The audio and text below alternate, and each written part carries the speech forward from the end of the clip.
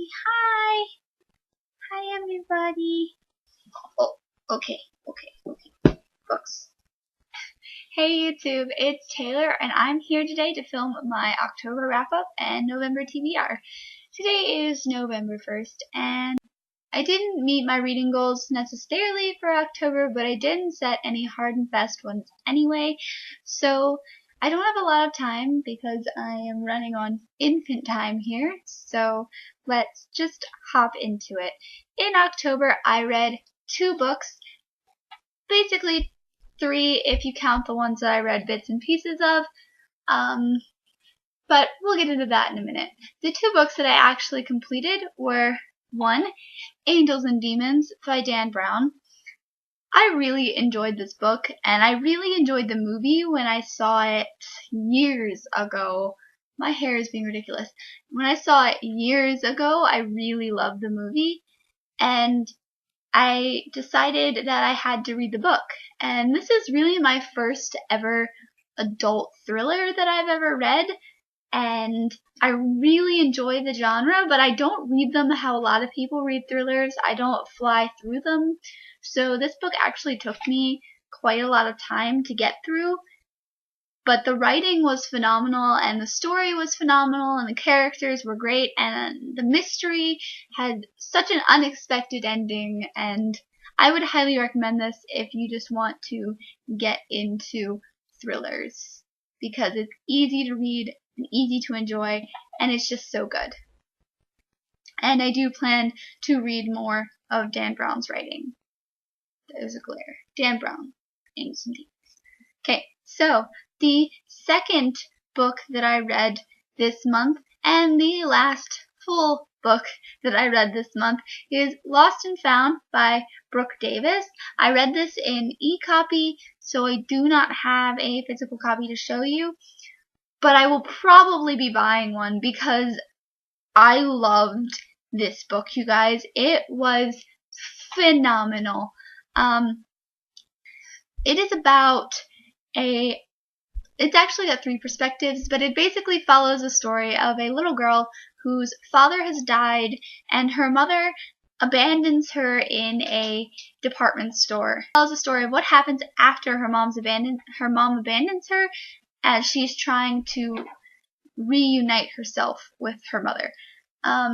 It's a wonderful, I cannot talk today. It's a wonderful perspective because it's just, she's so naive but so intelligent at the same time, and she has such an emotional depth that a lot of young characters do not have, and it is so refreshing. And I really enjoyed the other 2 voices as well, which are both elderly people, one elderly male, one elderly female.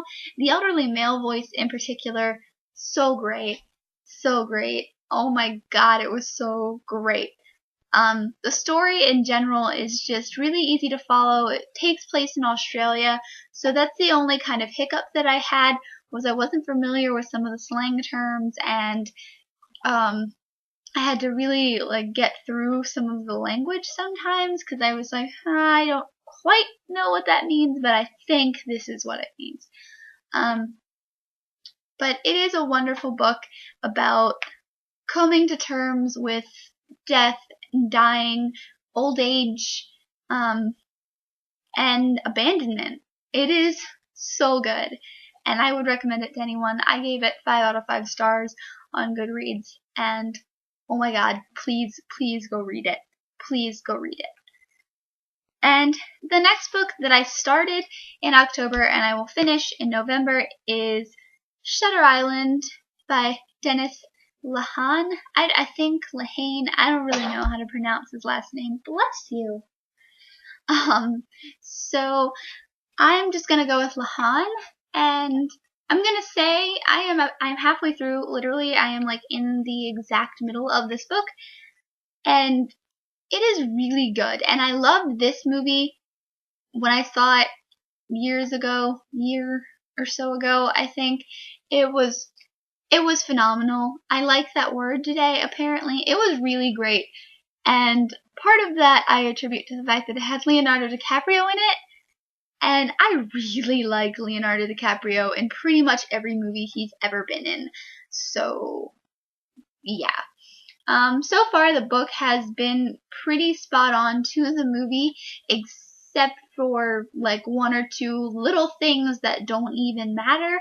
So I am really excited to finish this because I remember the fact that the ending of the movie was like. So if it was mind blowing in movie form, I'm sure it will be even more mind blowing in the book, and I cannot wait. I really cannot wait. And for those of you who have no idea what this is and what it's about, Shutter Island is an adult mystery, kind of horror-ish thriller about a guy who goes to a mental institution for the criminally insane and is searching for a girl who has escaped. He's a federal marshal, and that's basically all I can tell you without spoiling anything. So it's a really great book if you want a mystery thriller with a psychological twist. It is for you. And if you really enjoyed the movie, so far I have been loving the book. So if you enjoyed the movie, the book is definitely worth a read. Now, moving on to my November TBR that I have not started yet. And it's a bit ambitious because of the current circumstances with my school. I have a lot going on this month in school that I need to really focus on and like crack down on. And I still have a newborn to take care of. So this is a big TBR with all of that going on. But I am actually very confident that I can finish it, to be honest. So we're gonna get right to it. The first book that I plan to read in November is, this pile was out of order, which makes me kind of mad. But the first book that I plan to read in November is Catching Fire by Suzanne Collins. This is the second book in the Hunger Games trilogy. If you didn't know that, I don't know where you've been hiding. And the main reason I plan to read this month is because I loved The Hunger Games, but I never continued with the series because right after I read The Hunger Games was really when I fell into my huge, like, year-and-a-half long reading slump that I couldn't pick up a book and read more than a couple chapters before I put it down and never picked it up again. So that's what happened with this book. I read the first couple of chapters and then I put it down. And it wasn't any fault of the book, it was just I couldn't read at the time in the like mood I was in and in the mode that I was in life. So the movie's getting ready to come out and I really need to finish, like Mockingjay is about to come out. So I really need to finish Catching Fire because I felt bad enough that I didn't finish Catching Fire before I saw the movie.